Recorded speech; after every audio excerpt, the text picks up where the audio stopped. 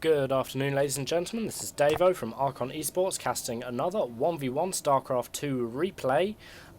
This time between White-Ra, who is our blue Protoss in the top left-hand corner, and EmpireKas, who is our red Terran in the bottom right-hand corner. The map we have today is Shakura's Plateau, which I'm sure White-Ra will probably favour because of his drop play that he usually does with the Warp Prism, where he will drop round the sides, whee, kaboom, and stick some High Templar in the back of your base and unduly fuck you up. Okay, so I've already talked a little bit in a previous video about White-Ra. Obviously he does like to do his drops and stuff, and it's something that really he's become a master of more than anyone. But I've had to do a little bit of research on Kas now. He is a Ukrainian player and a very successful one at that.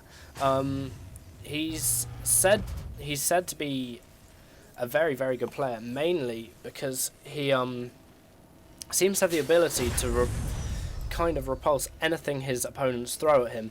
This is usually attributed to the fact that he plays on the ladder to practice rather than actually practicing with teammates and whatnot. It is pretty interesting. Quite a lot of pro gamers actually just practice with each other rather than just ladder. Specifically, so here we've got White-Ra discovering that Kas is not there in the top right position, whereas he is instead in the bottom right position today. Awesome. I'm really excited about this game. This is a best of 3. I'm not actually sure what tournament it is from, but obviously being White-Ra and Kas, these are two very high level players, actually Grandmaster League players. And here we have a probe war going on. Who will win the probe war at this point in time? It's not looking good for the probe, but luckily his shields can regenerate, and White-Ra looks like he may use this to his advantage, but he needs to hurry up because there is a Marine coming out for Kas at any second now. Okay, up at White-Ra's base now, we do have a assimilator on the way, which is very, very standard Protoss play, and so is the cybernetics core. This pylon here is a little bit isolated. If it gets destroyed, then White-Ra would lose the game, but at current, I don't think Kas has any really huge attacking forces. He's also scouting for a pylon here, making sure that White-Ra isn't doing any sort of cheesy play like cannon rushing or a proxy pylon or anything like that.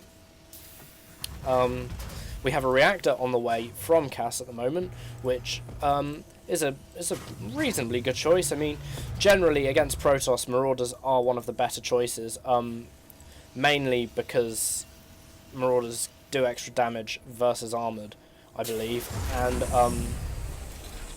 they can also have the slow ability, which really reduces the effectiveness of Zealots down to a pretty much nominal 0. Speaking of which, we do have a Zealot legging it across the map towards Kas's location, and here we do have, oh, there's the probe going down, nice. Here we do have a tech lab going down for Kas, which he will surely be using to get Marauders out. Nice, and later on almost definitely get the concussive shells ability for his Marauders out as well. Cool. So we do have White-Ra grabbing an expansion now, which obviously will benefit him very, very greatly. It will allow him to throw down more gateways, stuff like that. It's a very, very fast expansion for a Protoss. But I mean, at this level of play, really they are so good that they can expand that early and completely get away with it without any consequences at all. Now we do have some forces here for Kas. It's important to kind of note that this amount of forces at this stage in the game could do some serious damage to White-Ra's army, but he does have a sentry out which he will be able to block the ramp with, which is obviously a very good decision. Whether or not White-Ra is actually going to cancel this Nexus, I'm not sure, because if this army comes in here and starts shooting at the Nexus, it could mean pretty bad things for it. And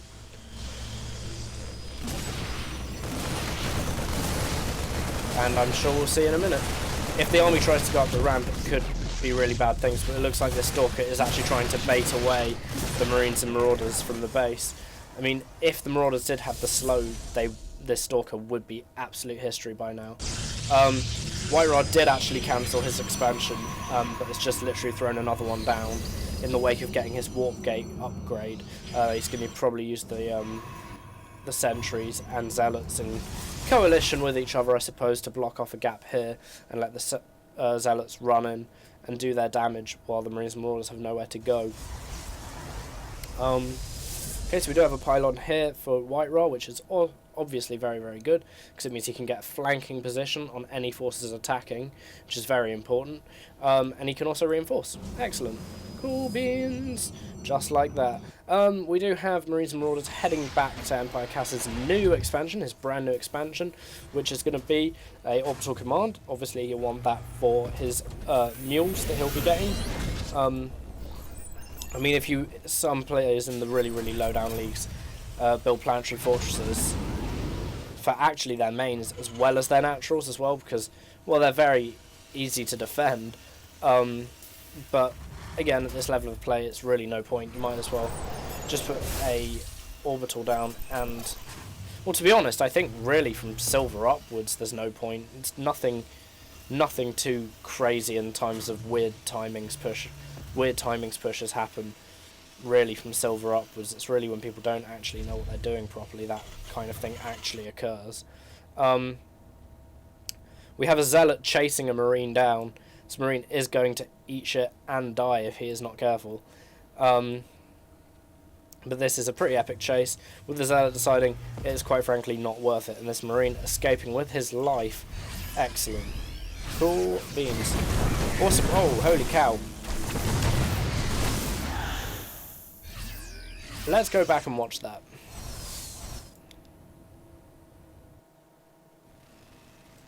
Because this is one of White Ra's fabled drops that he does, which is awesome, because Protoss as an army, I feel, kind of lacks mobility a little bit. They kind of have to run around in a big ball, otherwise they can become kind of isolated. And a small unit of Protoss units is not anywhere near as good as a larger ball of Protoss units.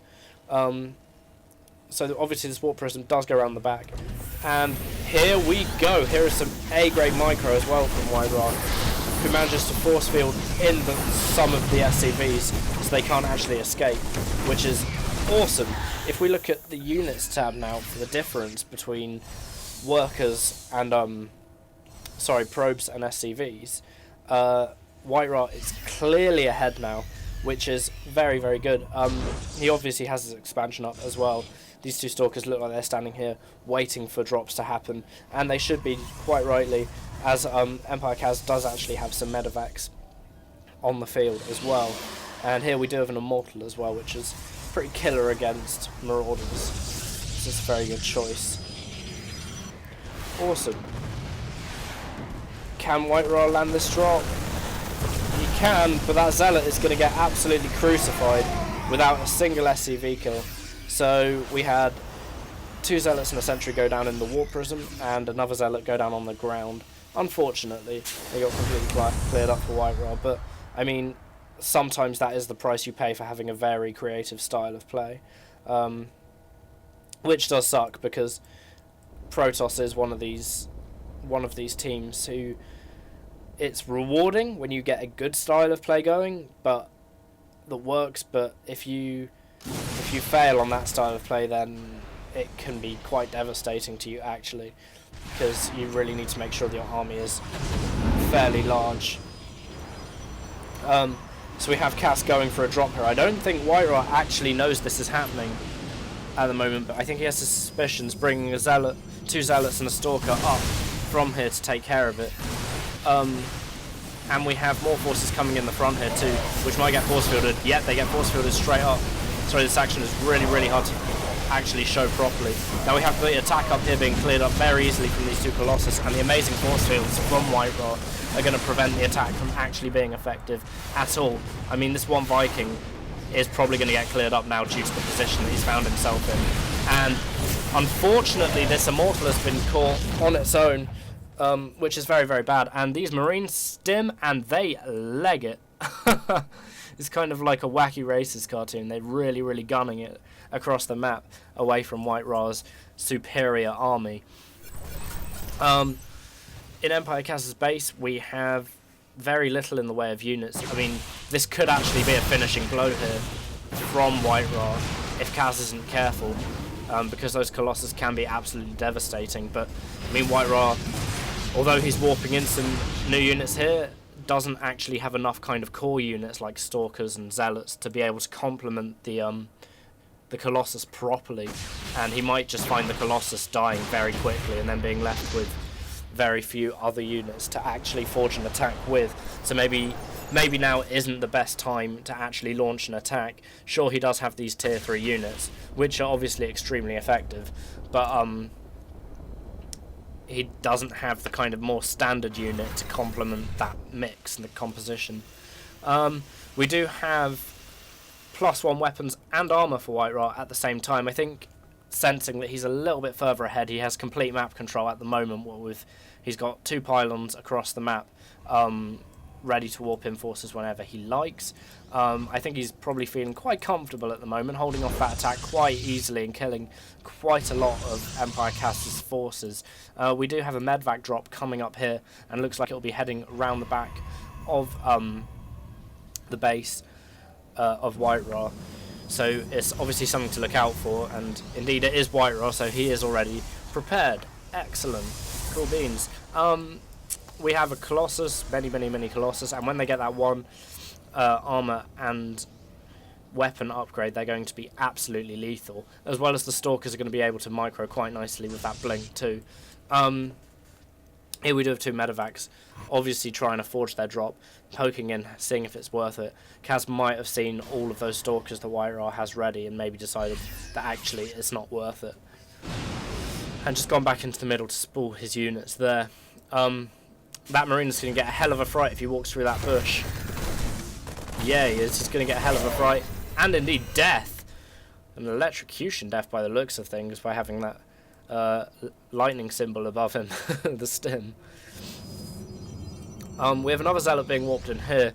I think White Ra may have seen this coming and purposely warped in the Zealots to try and take care of this Marine. Yep, there we go. There's a dead Marine for you. We have EmpireKas taking his 3rd, which he will make into a planetary fortress, which obviously will be very secure against most units, really. As soon as you get the workers all on there repairing it, they become rather impenetrable, and I think White Ra has actually seen most of what's going on. He does actually know that there is an expansion on the way here for EmpireKas, and in turn he has put his own expansion down too. Cool, that observer also being taken out by a scan. And Vikings. Excellent. Ooh, here we have quite a lot of Colossus in the middle. I really like the Zealot and Colossus mix, because it's kind of... I always feel like the Colossus hold back the forces so they can't quite get to the Colossus effectively. But, I mean, White Ra does have to be careful, because Kaz does have a lot of Vikings, and, well, Vikings don't much care for the mobility of ground units, because they fly. And we also have a sensor tower coming down here for Kaz too. Excellent. I mean, White Ra's production of Colossus is still really good, and it looks like he's just in the middle here to cover the probe transfer that's just taken place. Yeah, he's transferring about 16 probes, 17 with the one that's already down there, down to his new 3rd expansion to get that up and running. Awesome. Kaz is actually getting his weapons 3 for infantry units at the moment, which is quite far ahead of White Ra's 2, but I don't know, really. Both players seeming to be focusing on upgrades very heavily here. They're playing a very upgrade-orientated game, which is good. Means that we get into the kind of area of the game where units are more powerful a lot quicker. Awesome. Also, we have a Ghost in the mix here. We don't have any High Templar, but that doesn't necessarily matter for the Ghost, because we have EMP, which is of course the Ghost, one of the Ghost's main abilities, which does actually chew straight through Protoss shields. I've always thought of it to be like a really damaging area of effect kind of move. Here the Stalkers are seeing the planetary fortress and moving away straight away. They don't want to be attacking that in a hurry on their own, at least anyway. Maybe with these Colossus, and I'm sure they'll have the range upgrade by now, which they do, yeah, mean that they will drastically outrange this planetary fortress, and therefore allow it to be destroyed completely. We do have an army stemming here to come and attack the rest of these Stalkers.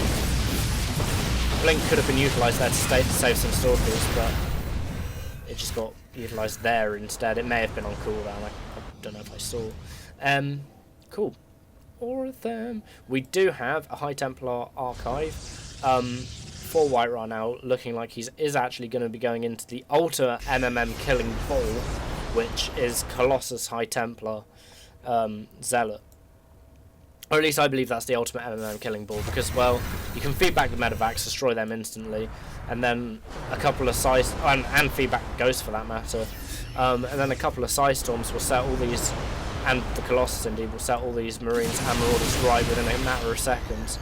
Whiterun are playing it very, very tactically, and pulling back instantly when he sees a larger force coming through, but this is a lot of Colossus from Whiterun. Both players are maxed soon, so we're going to see a rather large engagement pretty soon. The scouting factory is going to go down. All they wanted to do all day was make siege tanks and Hellions, and nope, they have been denied that, and well, they're just dead instead. Now this is quite a lot of Vikings here, but this is also quite a lot of Colossus, and the question is, can the Vikings down the Colossus before the Colossus do irreparable amount of damage to these Marines and Marauders? That is the question. It looks like we may have a fairly large engagement pretty soon, as Kaz is moving out to deny this expansion from Whiterun. But both players really poking around at the moment, trying to get a feel for where each other are sorry, in the game. And here we have our big engagement. Massive engagement. All of the Colossus going down very, very positioned badly, though, due to really, really bad positioning.